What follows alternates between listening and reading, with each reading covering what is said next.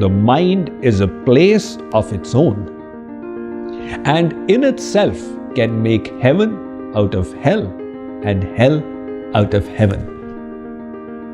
So life transformation requires the purification of the mind.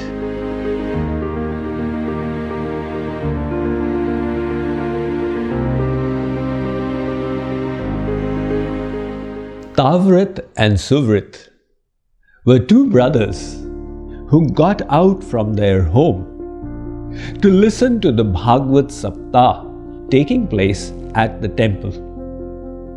On the way, they got caught in a terrible storm. To take shelter, they ran into the only building nearby. But having entered it, they found it to be a brothel. Ladies of the night were entertaining clients with dance. Tavrit was aghast. What a house of sin! We need to get out of here as quickly as possible. Suvrit pacified him. My dear brother, it's raining outside. Let's wait until the rain stops. Your mind is tempted, that's why you say such things, said Tavrit, and he stomped out. He braved the rain to reach the temple and sat down to listen to the discourse on Srimad Bhagavat. But slowly he started getting bored. How terrible this is! I made a wrong decision. My brother must be enjoying life there in the brothel. On the other hand, Suvrit started regretting. Why did I not follow my brother? I was not made of salt or sugar that a little bit of rain would have melted me. So, although physically in the brothel, his mind was in the Bhagavat. And his elder brother, sitting in the temple, was meditating on the brothel. The Puranas state that when the rain subsided, they both got out and began walking towards each other. The moment they met, they were hit by lightning and both suffered a spot death. The Yamdoots came to get Tavrit. He said, "You seem to have made a mistake. I was in the temple. My brother was in the brothel." The Yamdoot said, "There is no mistake. Although physically in the temple, your mind was in a place of sin." So, in the spiritual realm, the mind is of paramount importance. Veritably, we are where our mind is. In the material realm, the external etiquette and show has value. Hence, we polish our behavior with "thank you," "I'm sorry," etc. But while the world looks outside, God looks within. Hence, in this spiritual journey, we need to purify ourselves from inside. The Western philosopher John Milton put it so well when he said, "The mind is a place of its own, and in itself can make heaven out of hell and hell out of heaven." So life transformation requires the purification of the mind. And how will we accomplish that? The Bhagavad Gita states, "Mam chayo vyabhicharena bhakti yogena sevate sagunan samatityaitan brahma bhuyaya kalpate."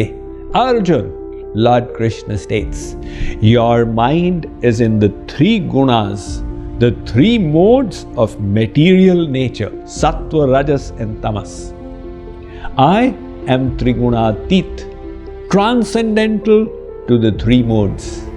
When you attach your mind to me, that mind will start getting purified.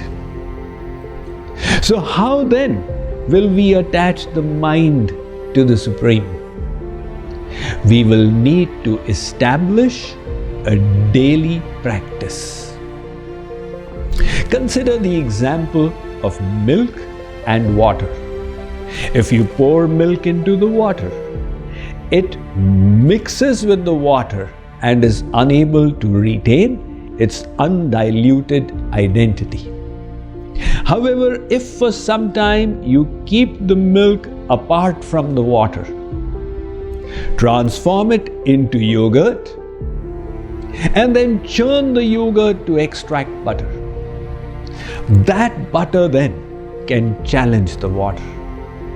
Mr. Water, I will sit on your head and float. You can do nothing to me. So how did that milk become immiscible? By staying apart from the water and enhancing its power. Like the milk is our mind. Like the water is the world.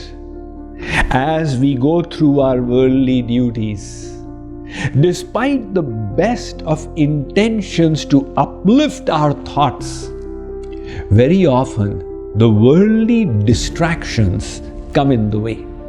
And hence the scriptures have said, Vivikta Sevi Lagvashi. On a daily basis, take out some time for sadhana in isolation, where you block out the entire world and you have one focus: how to establish this mind in the Supreme. That sadhana, spiritual practice in isolation, will then help us throughout the day. If we do our spiritual practice for 1 hour, we will then find that our consciousness is flying high for the rest of the time. So the message today is to strive to purify our mind by attaching it to the all-pure, by establishing daily routine of sadhana in isolation. Even the Bible says, when thou prayest, enter thy closet and lock thy door. Tomorrow, I will be discussing how to attach this mind to God.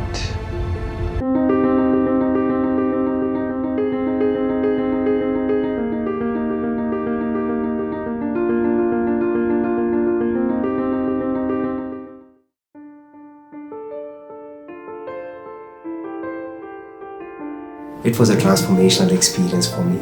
Truly life-changing and inspiring. Yoga and pranayama meditation, I could just let go of myself. It was just amazing.